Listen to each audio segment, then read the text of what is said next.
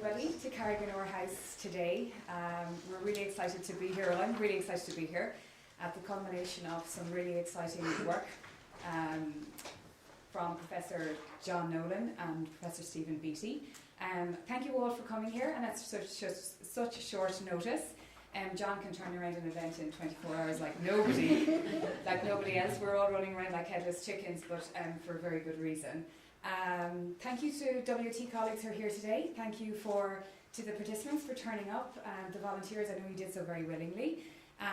Thank you to all of the researchers from MPRG and NRCI who are here today, but most especially thank you to the people who are getting out of their beds in America and Mexico and Canada and across Europe who are watching live online, and thanks to Cian for organising that.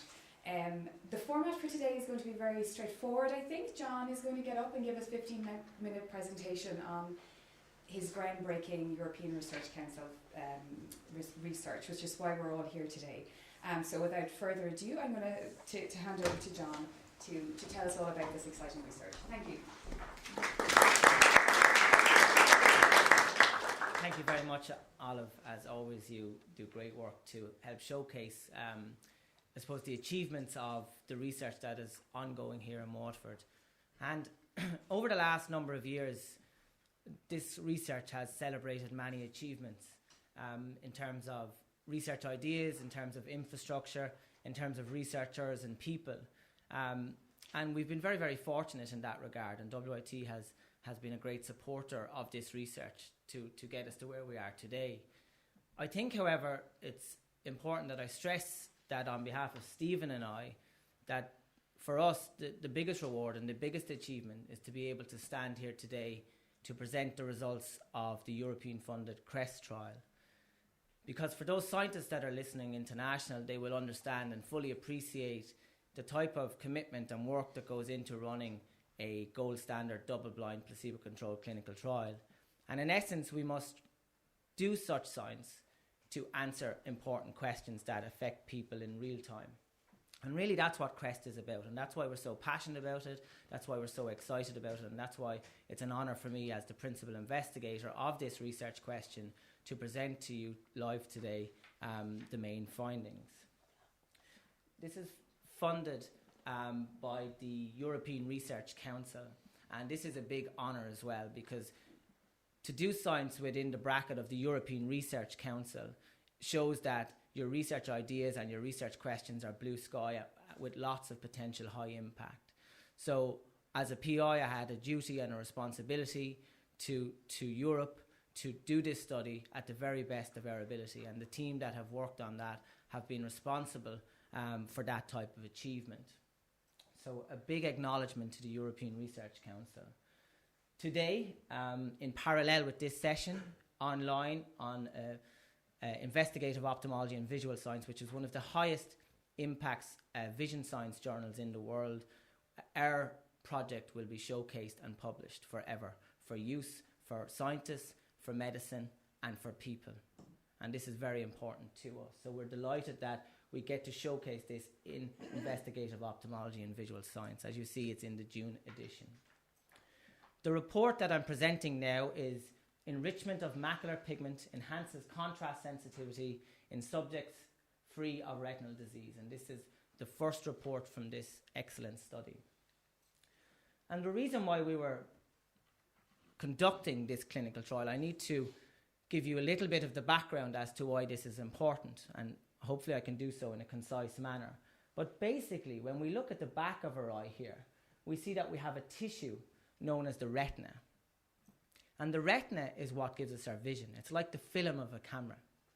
And what's remarkable is that at the center of the retina, nutrition lives at the very, very center, at the most important part, an area known as the macula. And when I say nutrition, when you look at nutrition of the eye, you can see from the cross-section here, this yellow pigment that you see here equals nutrition in the eye. And what's amazing about this nutrition is you're not born with it, but you accumulate it and you optimize it based on how you live, what you eat, and your risk factors for various conditions. So the important point here is that everyone has a different amount of this pigment. And one of our research questions was to try and find out what does it do, but more importantly then, how do we optimize that? How do we enrich that for the general population? And here we can see another kind of illustration of this. This is actually a picture of the back of the eye, again the retina, and again this is the center part of the retina, and we've superimposed here where these pigments live. Now these pigments are known as carotenoids, and carotenoids are wonderful things. When you look at nature, when you look at colour, that's because of pigments known as carotenoids. What we know about them is that there's 700 of them in nature. In a typical diet we eat about 40 to 50. But in the human eye, in our eye, at that very specialised tissue in our eye, we accumulate just 3. And those 3 pigments are lutein, zeaxanthin, and mesozeaxanthin. And what you will see is that the central part, this very orange part, is the mesozeaxanthin. And the research that we've done here in Waterford over the last number of years has really tried to study the role of the mesozeaxanthin part, because it's a unique part of the macular pigment. It's located centrally. It's only found in small concentrations in diet, but yet it seems to be playing a big role. So the blue sky idea for the European Research Council was, can we work with nutrition? Can we try and optimize this very central pigment for humans and for vision, hopefully? That was the idea. As I said, the colours we see in the world, the colours that when we tell our children or our sports people to eat healthily, when you eat healthily, you see the foods that you eat have an abundance of colour. And again, to point out that these are because of the carotenoids. But do we consume enough of them?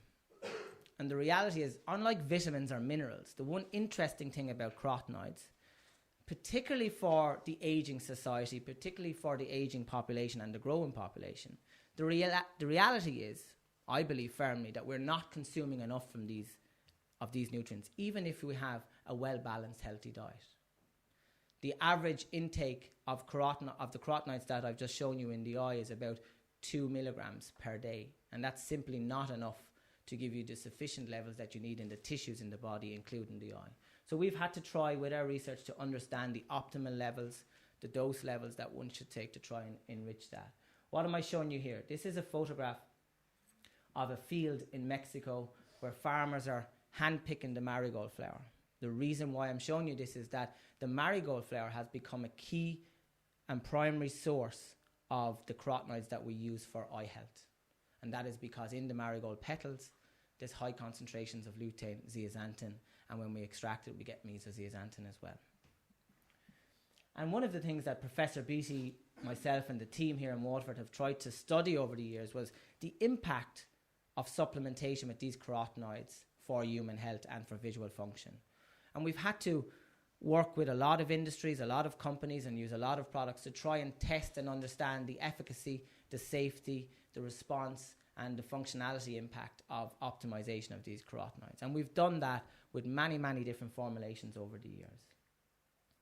The research question that I proposed to the European Research Council was, if we enrich pigment with the right nutrients at the right amounts and to the right people, we can create visual excellence. We can create supervision. That was a blue sky idea, but that was one I truly believed would be the case. So it's not just about preserving vision, like we try to do with age-related diseases such as macular degeneration. The idea about the CREST normal trial was, can we create a safer and a more functional visual environment for mankind? Can we impact on sports? Can we impact on military? Can we impact on day-to-day working performance? And by doing that, can we protect the health of the human retina, and can we protect vision? Because vision is so important for society, for mankind. You have to think for a second about the impact of negative vision to everything we do and to every disease that exists. It's important that we get good visual stimulus to perform at an optimal level. So that was the idea. This slide, which may look a bit sciencey, but it's actually quite simple to understand. Here's an example of a person that has no macular pigment. And this is the back of the eye. These are the cells that we need for our vision. There's 2 important things happen in this individual. Number 1, these red radicals, which we call them, are unstable. Now, everybody every day, all day long, produces free radicals in a process known as oxidative stress at the retina, indeed at very, very high amounts in the retina. So it's the cost of doing business with life. This gets worse and worse, of course, as we age as well. But these free radicals are bad molecules because they're unstable, and what they like to do is to attack the stable cells in the eye. Net result of that is you would break down the visual system. If it gets so bad, you develop a disease called macular degeneration. The other thing that happens is that the blue light, and blue light is important because it's part of the visible light spectrum, the colours of the rainbow, which means it does get to the back of the eye. Unlike the sunburn light, the ultraviolet light doesn't get to the back of the eye. But the blue light does. And the blue light has high energy, and blue light also produces these free radicals. But the other point is the blue light causes visual problems, which results with underperformance. Well, why is that? Because blue light is scattered. So as the blue light comes into the eye, it's scattered, and light scattering at the tissue in the eye that we need for vision causes suboptimal visual performance. And how we measure that in real time, we'll be measuring things like contrast sensitivity or photostress recovery. There's many different ways we can measure visual performance. So the research question, therefore, was could we enrich this yellow nutritional pigment in the eye? If you do that, essentially you're putting internal sunscreen into that very important tissue. You neutralize, you quench the free radicals that are produced, but you uniquely and in a wonderful way filter the short wavelength blue light. And that has, in theory at least, massive implications for visual function. And here you can see an example of what I'm trying to explain there. Here would be an example where you optimize the filtration, you get high quality vision. In this situation, this subject would have a lot of scatter, very little light filtration, and you get this suboptimal. This is an extreme case, but just to kind of make the point. So again, the Carriganore House has been the centre of excellence now for studying this research question for over 15 years. A research question that was originally proposed by Stephen Beatty during his master's work when he was in Manchester. And it's something, thankfully, that has landed here in Waterford. And we now have this wonderful facility. And we have been very, very active in terms of our scientific contribution at a high impact peer-reviewed level. And the many, many papers that you see here, by the way, have all led up to allow us to conduct the CREST trial at the highest possible level. And what I mean by that is the measurements we use, the supplements we use, the volunteers we recruit. This is all years and years of well-informed scientific idea, scientific experiment that has led up to this ultimate research question. And again, the grant that has supported this is the European Research Council. They've made a significant investment, as you can see. Just under 1.5 million has come to support this research effort, this research question, and this blue sky idea. And this has been a wonderful achievement for Waterford and for this research to be able to do that. The methodology for this experiment, for this clinical trial, and in the context of the double-blind, gold standard nature of this, had to be pre-published and predefined. So in other words, we couldn't change what we wanted to measure or change the supplements during the trial. We had to tell the scientific community, we had to tell our colleagues exactly what our research question was, exactly who we were going to measure, what interventions we were going to use, and what tests were going to be performed. And we could not deviate beyond that once the trial began. So that's a very important element of this trial. The question was, if we used a carotenoid intervention containing lutein, zeaxanthin, and mesozeaxanthin, and you can see here we used a unique blend of 10 milligrams of mesozeaxanthin, 10 milligrams of lutein, and 2 milligrams of zeaxanthin. We used a unique blend versus a placebo. And a placebo is quite simply a supplement that looks identical but has no active ingredient in it. And the volunteers that are in this room were on the active ingredient, which we're very pleased to find out at the end. This busy looking slide is just put there again to show you the management structure of what this clinical trial was about.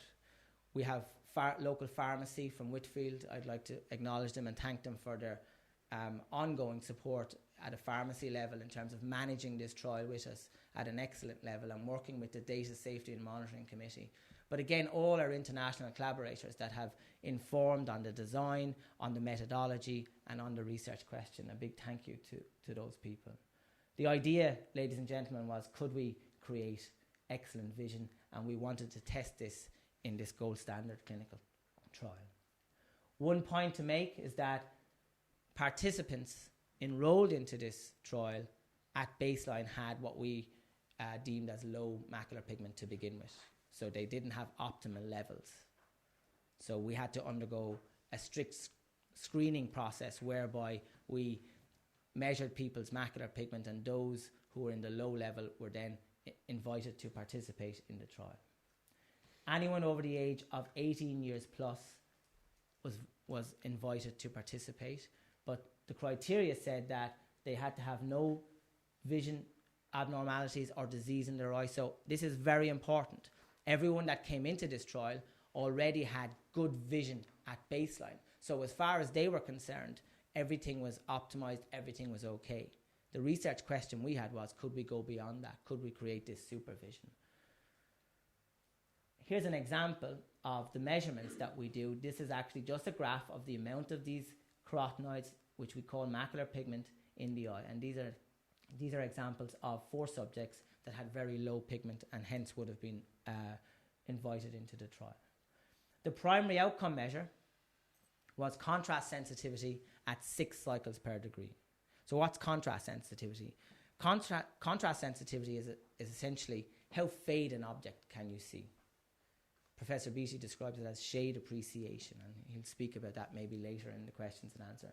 But the reason why we chose to use contrast sensitivity was our experience over the years has shown us that contrast sensitivity as a measurement relates very well and correlates very well to how the subject feels their vision is. So it's a good measure of how the patient, how the volunteer feels their vision is. Okay? And we had many other measures of visual function, secondary outcome measures. Assessments for this clinical trial occurred at baseline, 3 months, 6 months, and 12 months. And during that time period, the volunteers would have been contacted by our research assistants to make sure that everything was okay, to make sure that they had enough supplement, to make sure that they were compliant to taking the supplement, and so on.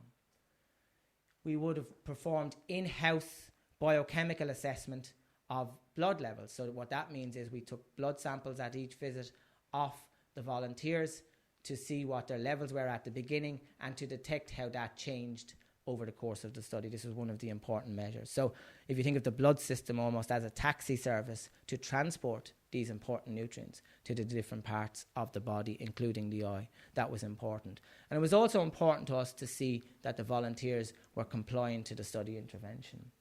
And here you can see the scientists who would do an in-house extraction and run it on a system which we call a high-performance liquid chromatography, which is basically just a separation science. It's how we can, with good science, split these molecules, quantify them, and understand them in full.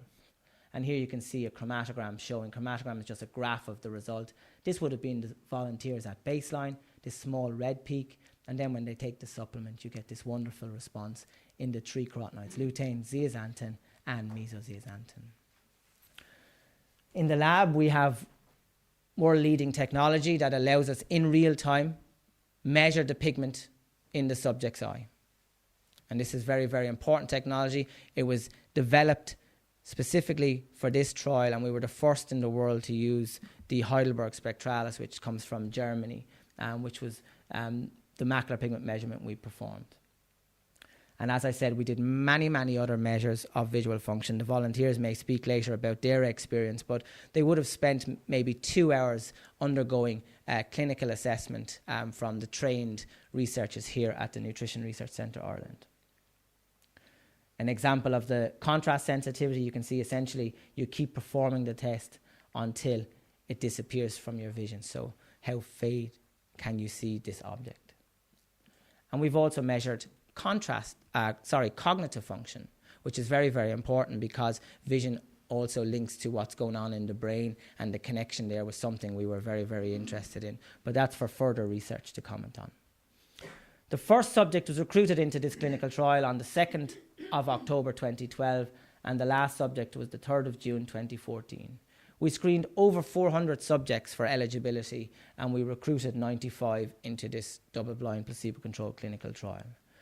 At baseline, we were delighted to see that when we split up the groups, the placebo group and the active intervention group, they were very, very identical, in fact, in terms of comparison in all the measures that we were interested in. And again, this is the result of conducting this in the context of a double-blind placebo-controlled clinical trial. Here are the results. We saw, and we've confirmed, that when you consume these 3 nutrients that you get a very, very good response in your blood system. So we are able to respond in the blood and therefore transport these nutrients, including mesozeaxanthin, to the tissues that we're interested in. But what was remarkable was we had a very, very sustained response in macular pigment. So in other words, as you continue to consume these nutrients, the improvement that you get in your eye continues to improve, continues to grow. Okay, and that's very, very important. Also, and of note, this is the first trial that we've been involved in that 100% of the volunteers responded to the active intervention. When you use, for example, a lutein-only intervention, we see on average about 20% of the volunteers in our previous exploratory trials showed no meaningful response in their macular pigment. So for those volunteers who took the active ingredient, they all showed a significant response in their macular pigment, and this is wonderful.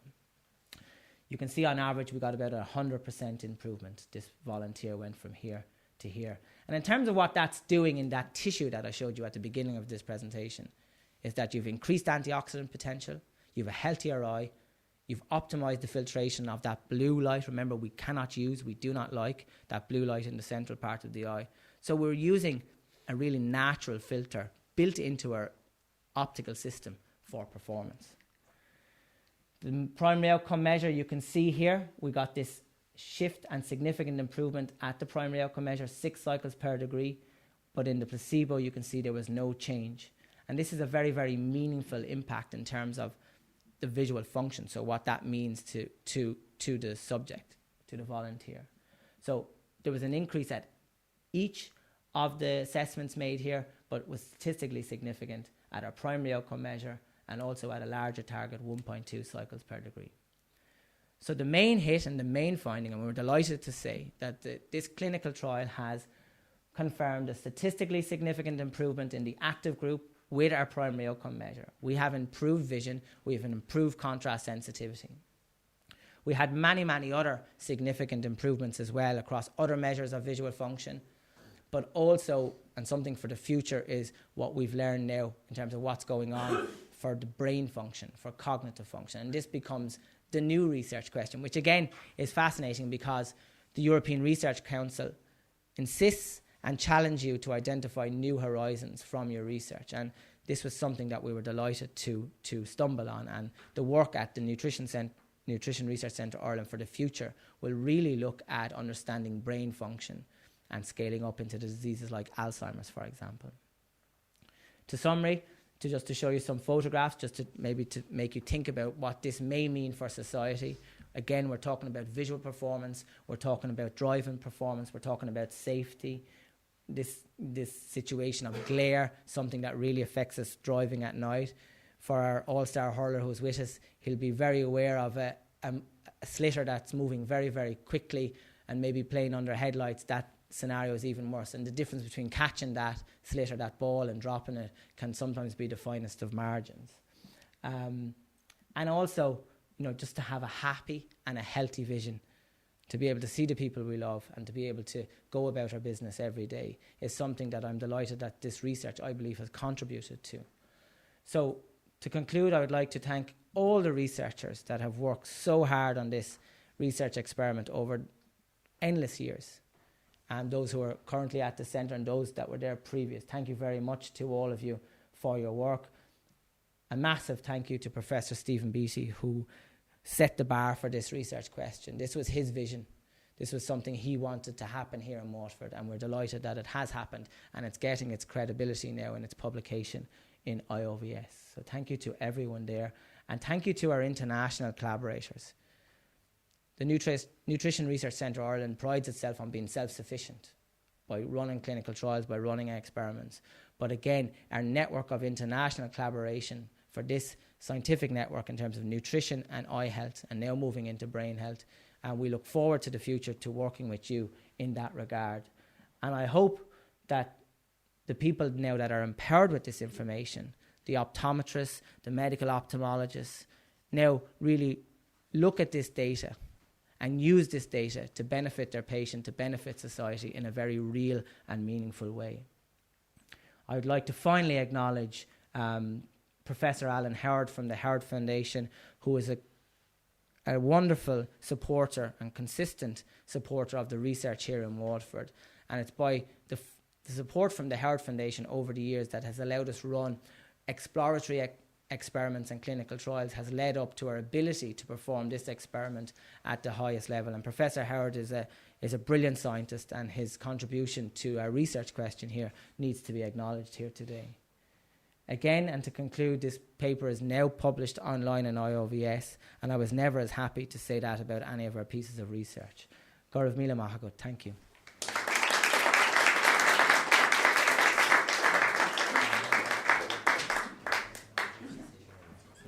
And Noel, sorry. Thank you, John. He always makes what is, I think, difficult science stuff really easy to understand. So thank you very much for that. We're going to have a question and answer session from the room. And also we've got some people Skyping in with questions. So can Noel and the volunteers, and I'll move back a bit, sorry. So does anybody have any questions from the room that they'd like to ask any of the volunteers, or Professor Beatty or Professor Nolan? No? No, John, you explained it. Oh, sorry, apologies. I'd be interested in hearing from the volunteers' perspective, their experiences from the perspective of the trial, and also in terms of, in terms of where you are now in terms of quality of life and quality of vision, whether, your opinions in that regard. There we go. Somebody acknowledged that, so I might as well get this over and done. Get over early. Well, I was very fortunate to actually be involved in this, purely because you had your outside unit testing people for macular degeneration, and I decided to go and have it checked out, but I was fine. And then I was asked if I'd like to take part in it. And being involved in the whole process internally in relation to the research, as John said, I mean, the information they give you, the type of equipment, how they explain to you what's involved, I mean, it was fascinating. But since then, I mean, I'm still working. I'm nearly 65. I do accounts, payable, administration, and I have no need to use glasses. Also, the one where I did notice over the years I would need to actually use glasses was actually driving, particularly in low light in the evening times. And since being on the trials, I have absolutely no need to do that. And I still take the medication, and I think it's wonderful. Thank you. Anyone else would like to contribute? I was lucky enough to get selected, and very delighted. I noticed an immediate improvement in my eyesight, and didn't have to wear glasses as often, and continued to take the supplements, and noticed a great improvement in my eyesight and quality of thinking, and as you said, including the reading and the driving. Yep, thank you. Noel, Yeah. he was claiming that your hurling talent is all his. You see, that's what I was going to mention. I suppose I was unfortunate and kind of fortunate at the same time. I didn't fall in the criteria. When I was tested by John 2 years ago, my macular pigment was above standard, so I was fortunate in that regard that I didn't have to take trial. But look, I think that in the overall scheme of things, it's an incredible amount of research that's done here by Professor Nolan and Professor Stephen Beatty. It's world breaking, as they said on numerous occasions. And I think more from, I wouldn't say a sports perspective, which is incredible as well, I suppose, for us, but I think it's for a more practical day-to-day use, as their final slide alluded to. This is something that you can look into the future and you can say, like, we're in safe hands with two incredible individuals that have, I suppose, been at the forefront of, groundbreaking research. And I suppose in a few years' time, when I go to the twilight of my career, hopefully I can rely on John to maybe get another year or two out of my career sports-wise. But I don't know if he's a Tipperary man at the minute. We're not kind of too friendly coming up to championship in 2 weeks' time. But look, it's great as well to have, I suppose, another element of sport in it. I suppose that's the area where I kind of spend the majority of my time.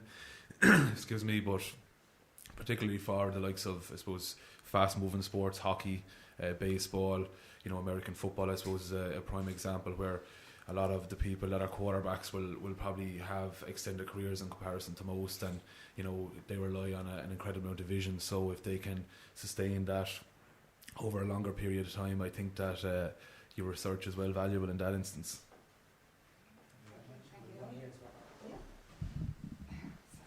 I feel like something out of the 1980s quiz show. Well, for me, I'd just like to say that both Professor Beatty and Professor Nolan made it very, very easy to participate in the trial, and the sharper vision is the bonus. I do a lot of computer work, so it's very, very essential that I can actually see it and know what I'm doing. But it's a very valuable, your sight is everything. I mean, you wake up in the morning and you open your eyes and you have to be able to see. And to be able to see better is absolutely huge. So thank you very much. Any other questions from the room? It's not so much a question as an observation, but over the years I've noticed that people's loss of independence tends to be when they get a little bit older, particularly driving at night. And it's very interesting to see that it's been reflected in the studies there. A huge number of people, just their social life changes because they can't drive, and particularly in the winter time when it's dark from 4 in the evening. So I think it's a huge compliment to the guys, but I think it's a very important part to be emphasised, because in my experience dealing with it over the years, it's one of the things that keeps coming up is older people who just stop living for the winter.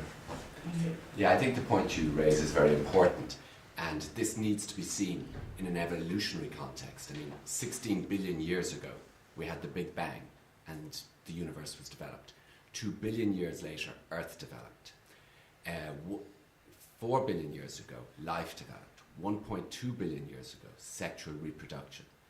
Land-dwelling animals, 520 million years ago. We developed as early man 2.8 million years ago and started using tools only 50,000 years ago.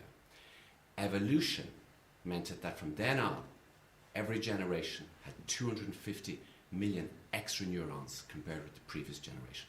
And we've been driven by evolution ever since then. And evolution is so finely tuned that if you just take one analogy, when you get into the bath, the skin on the palms of your hands and the soles of your feet get wrinkled. The skin nowhere else gets wrinkled. That's how finely tuned evolution is, because that's so you can grip when you're in the water. So it's no accident that there's 600 carotenoids in nature, 60 in your diet, 20 in your blood, but only 3 which selectively accumulate precisely at the centre of the retina. It's just not an accident. And what we set out to do 18 years ago, and then when I teamed up with John 13 years ago, was to find out why. Why has evolution, after those billions of years, decided to accumulate those 3 dietary pigments exactly there? And this trial has given us the answer. To improve our vision. It's that simple. And if you are young and healthy, and you think you have good vision, it can be sharper. And it'll be sharper in terms of what we found, which is contrast sensitivity, which is how faint a thing can you see. And that's much more important than the test that's done in your standard optometry ophthalmology practice, which is the black letters on the white background, which is how small a thing you can see. This is how faint a thing you can see. So all athletes Noel is the only person in this room who's in the top 1% of his field. All competitive athletes are already in the top 1%. If they want to make it, they need every tiny little margin they can get. And any sport that involves high velocity projectiles is going to need maximum vision. But it doesn't just stop with sports people. It goes on to normal everyday living. If you want to reduce the risk of accidents, especially under glare conditions, you need maximum vision. So if everybody had optimal levels of macular pigment, I'm very certain that road traffic accidents would go down. They wouldn't disappear, but they would reduce. And I honestly believe that in 5-6 years, it'll be standard, as it already is by European law, that you have to have maximum contrast sensitivity in order to get a driving licence, that'll be extended to other countries, and it'll extend to other professions, train drivers, pilots, and military, as well as everybody who just wants to enjoy a good view. So, questions from online? Questions online? Yeah. Okay. No, it's okay, you can leave it where it is. So I have two guests online. Shannon Silcox is an associate editor at Omtrix Management. If you would like to go ahead and ask your question, Shannon. Sure. Can everybody hear me? Yeah. Yep. Great. So this one's for Professor Beatty. Is there any age group or demographic within the study that seems to benefit more or less from the supplementation? Yeah, I think I heard that question. Was there any particular age demographic that benefited more or less?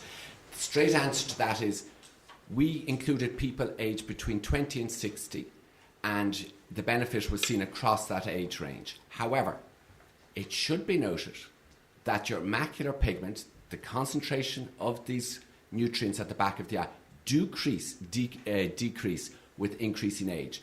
So it would seem that whilst young people absolutely should take the supplement if they want optimum vision, the more older people are more likely to be in greater need of it. But the short answer to your question is no, this assists and helps all age groups. Cool. I have one other question for Professor Nolan. What would it take for someone to take in the necessary amount of carcinoids by adjustments to their diet only? Is that even possible? Yeah, obviously, as a starting point, in health, we have to promote healthy diet, balanced lifestyle around that. All of those things are essential. The reality is, however, it's very, very difficult to take in the amounts of these particular nutrients that we need to optimize tissue levels. We know in Ireland and the UK, for example, the average intake of lutein is about 1.5 milligrams per day.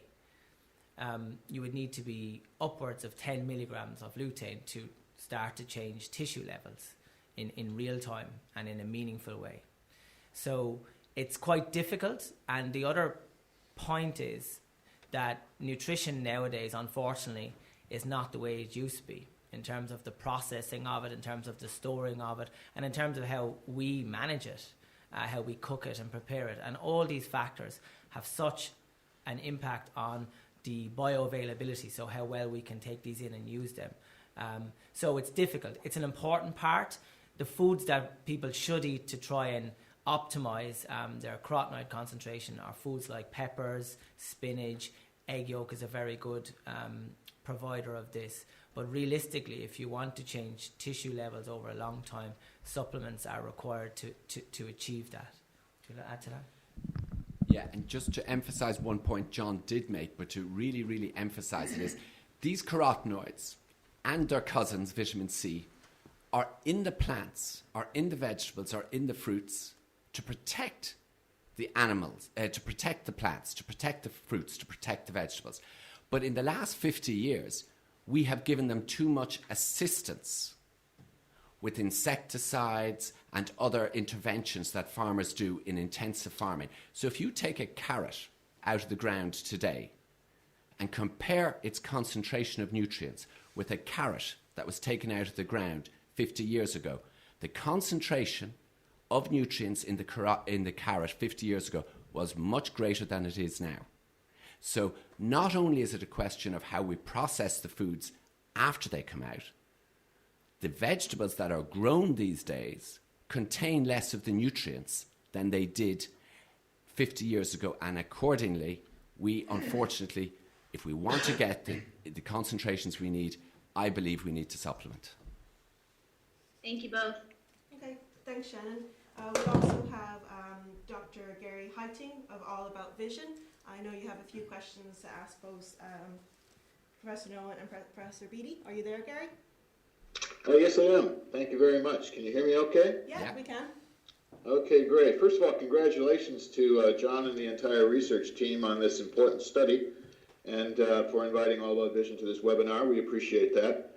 The few questions I have, first of all, the study showed significant improvements in contrast sensitivity at 6 cycles per degree and 1.2 cycles per degree. I'm just wondering, to make these findings more meaningful to consumers and eye care patients, can you expound a little bit more on the day-to-day visual tasks that might be affected by these specific CPD levels and the enhancement of contrast sensitivity at them? Okay. Well, as it happens, CPD means cycles per degree, but there's a much easier way of remembering what it means. It means target size. So 6 CPD is a smaller target size than 1.2 CPD. So it's the opposite to the way you think, okay? So as it happens, 6 CPD is the same target size that is most adversely affected by cataract. So nowadays, most cataract patients have profoundly reduced vision because they have decreased contrast sensitivities. In other words, decreased faintness appreciation at 6 CPD and also at 1.2 CPD. But when you measure their vision on the visual acuity chart, it's normal. And the patient says, well, it's not normal because my vision has gone way down. And then you do the surgery, and the visual acuity chart, that's the regular optometry chart, hasn't changed. It's still 6/6, or in American terms, 20/20. But the patient is delighted because the contrast sensitivity has now normalized at 6 CPD and 1.2 CPD. So to put it in plain English, the benefits of this supplementation are the same as the benefits after cataract surgery in someone who has good visual acuity before the cataract surgery. But to answer your question even more directly, how will this benefit someone as they're driving, as they're playing golf, and things like that? Basically, it extends their visual range. So when they look at a scene in their visual field, one thing will stand out better from what's behind it. Because at the end of the day, contrast sensitivity, if you imagine a white paper on a white board, you won't see it. A grey paper on a white board, you'll see it with you'll see it, but barely. And a black paper on a white board, you'll see very clearly. Well, what this does, it improves your sensitivity for seeing the faintest grey and being able to discern it from the whiteboard behind it. And that is the most important parameter of visual function and visual parameter that we know. Do you want to add to that, John? I think it's perfect, yeah. Does that answer your question? Yeah, very much. Thank you very much for that. And as a person who had bilateral cataract surgery last year, it rings very true to me, that experience that you're talking about. Another question I have is that the charts presented in the study show there's a continual increase in macular pigment volume over the 12-month monitoring period, but there's actually a decrease in the serum levels of lutein and mesozeaxanthin and zeaxanthin during the intervention group between 6 months and 12 months. You mentioned in the study that there might be some sort of a regulatory process that is involved here. Could you expound on that a little bit more, and whether or not there might be a similar regulatory process in the retina itself? that wasn't shown in this study? Yeah, it's an excellent question, and it is an observation from the trial that we've really tried to understand and challenge to so we can use it with best intent. And you are right. What we see in the retinal tissue is this sustained and continued improvement in macular pigment, which is not paralleled with what we see in the circulating plasma levels. 2 points to make. Number one, the plasma levels we do are at that time point, just like with macular pigment, but the turnover of nutrients in blood and in the retina is very different. So in other words, the rate at which we use the nutrients in the blood would be much more a daily thing, and it may even change during a particular day. So it's to draw a direct correlation doesn't make 100% sense.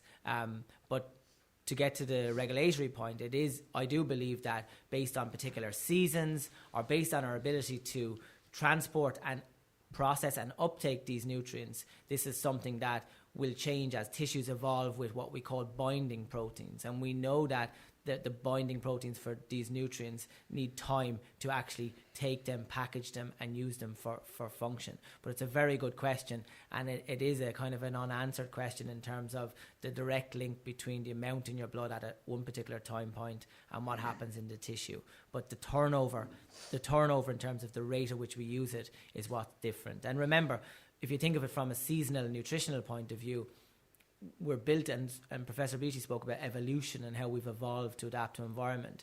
During the summer months, we tend to eat a lot more particular fruits and vegetables than maybe we would do in winter months. So again, the body's normality in terms of using those nutrients is something that I'm sure changes from day to day and from month to month and from year to year. So it's something that is important. Thank you very much. I have just one other question, and this one a little less technical in case people's eyes are glazing over with these. But I'm just wondering that for athletes like Mr. Connor, Mr. Connors, is there any evidence in this study that would lead you to believe that people who do have normal macular pigment optical density measures might be able to have enhanced vision?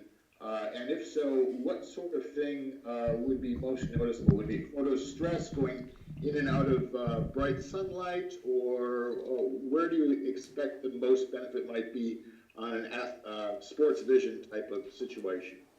Yeah, that's a very good question. What we did was we designed a trial, and what we didn't want to do was have a ceiling effect. In other words, if we had happened to recruit loads of subjects who had happened to have loads of macular pigment, well then supplementation would barely increase the macular pigment at all, because athletes especially are very lean and tend to have very good diets, and then we'd be spending millions of euros from the European Research Council and not showing anything. So in this trial, we only included subjects who had moderate, so that's about average macular pigment or less. So and we found there to be a benefit. And your question is, what about the people who had more macular pigment? Would they benefit? And this is my answer.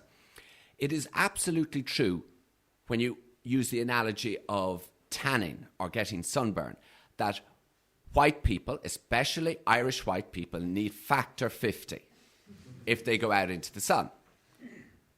But Mexicans will need factor 20. So the protection it affords isn't dependent on the baseline. So what I would suggest is that what we saw was that with an increase in macular pigment from an average of 0.5 to, say, an average of 0.8, we saw an improvement. But I would believe that if you had 0.7 and went up to 0.9, you would experience the same improvement. And if you had 0.9 and went to 1.2, you would also experience the same improvement. So there isn't a magic number. That was something we had to impose on the trial for scientific reasons and to make sure that we didn't have to have a ceiling effect. So the short answer to your question is, I think regardless of baseline macular pigment, you will benefit from supplementation unless you happen to be in the tiny percentage who have absolute maximum macular pigment, which is almost nobody. And very, very quickly to add to that, I think another part of your question was, well, where would we expect Noel to maybe notice such improvement? And what I can speak about is what's happening in the US. And I know that baseball, for example, is one sport that uses this type of nutrition to optimize performance, because the speed of the baseball is actually faster than what the baseball player can actually see it. So it's this connection between, remember, the retina is it's the seeing part of the brain. And so we are impacting positively on brain and cognitive performance. And I can tell you, when the Slitter will be moving in the Munster final, it'll be going equally as quick in on top of Noel. But, you know, he's shown an unbelievable ability over the years to be able to perform at that high level and to catch the Slitter, which is just like a baseball, moving so fast, high in the air, and with a lot of pressure from oncoming forwards. And this is all encompassed in this kind of visual excellence and this visual performance.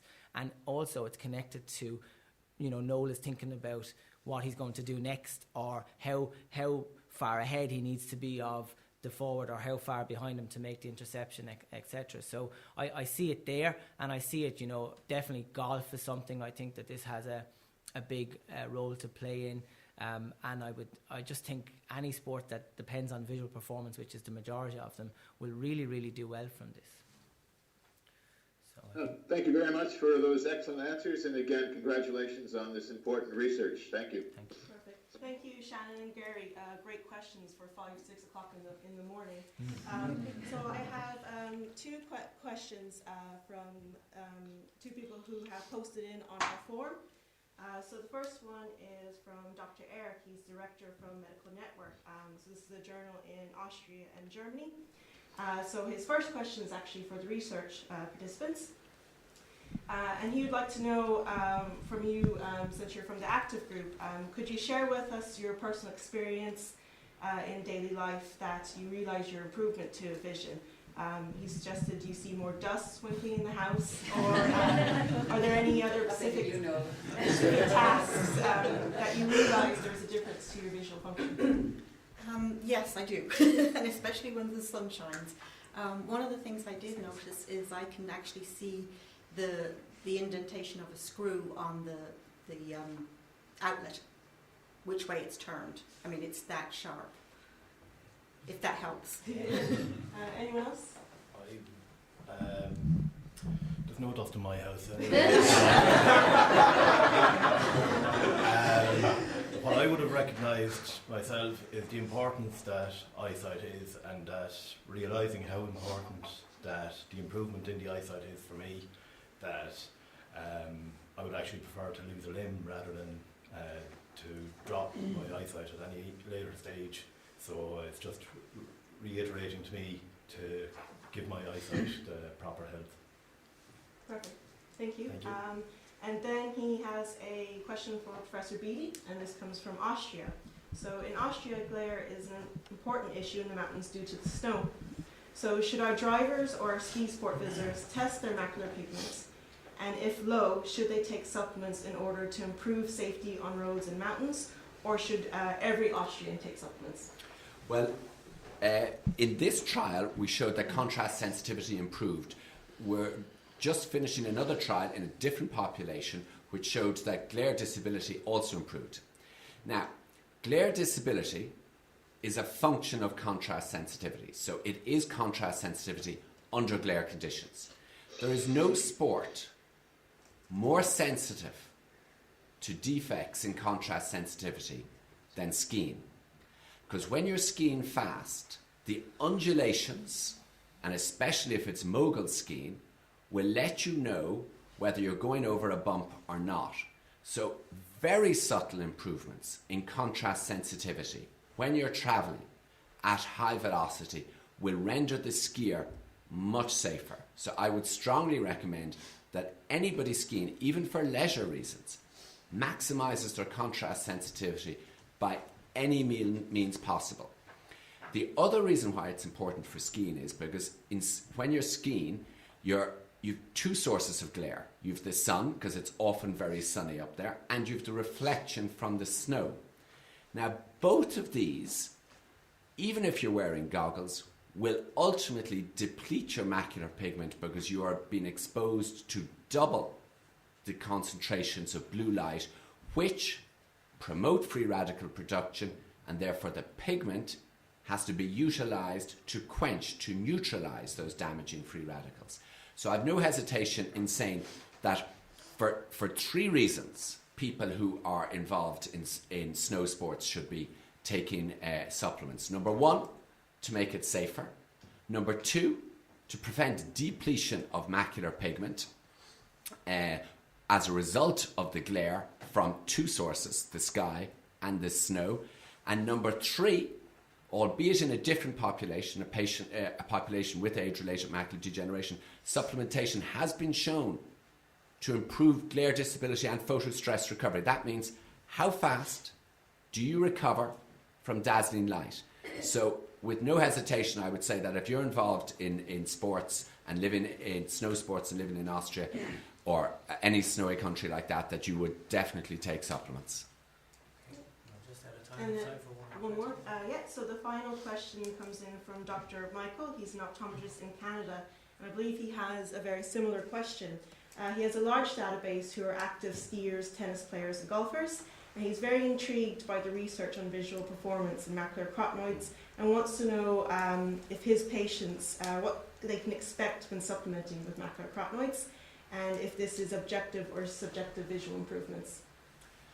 I kind of answered that, but maybe I'd just go again. Yeah. And there's a point I'll make as well. I mean, it's a very good question, and I would answer by saying that anybody who's in competitive sports, they need every edge they can get.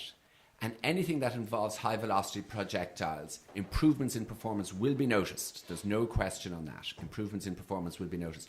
And as I've said just now, there is nothing more important than contrast sensitivity rather than visual acuity when you're skiing, because you've one hillock versus another hillock, and the way you distinguish one from the other is an ever so slight distinction between the two in terms of shade. That is contrast sensitivity. So if you want to see the hillocks, and especially the moguls, their edges, when you're going at fast speed, you will need to have maximum macular pigment. Average amounts won't count. So I would certainly encourage such people to take supplementation. Yeah, and just on that, just one point that we didn't make is, well, one may ask, particularly in the optometry community, well, why not just wear blue filtering spectacles or contacts? And that's what's really unique about macular pigment enrichment, is that it enriches it in the part of the retina that we actually want to remove the blue light from. Because blue light is also important for vision for many other reasons. And I know Professor Beatty is a topic of his he'd like to maybe make the final Yeah, comment. I think John's raised a very important point. Again, going back to evolution or God or whatever you believe in, there is a reason that macular pigment is only at the macula. And the reason is the rest of the retina has no cones, it has only rods. Rods depend on blue light. Okay? So that's why macular pigment augmentation, it's not the same thing as wearing blue filtering lenses. Blue filtering lenses do no harm because you can take them off. But they will affect your visual performance, your peripheral visual performance. So that's why evolution has taken the trouble with exquisite biological selectivity to make sure this blue light filter is present at the macula, but not outside that central area, which only represents 3 or 4% of the retinal area. So you do need blue light for your rods outside the macula. You just don't want blue light at your macula.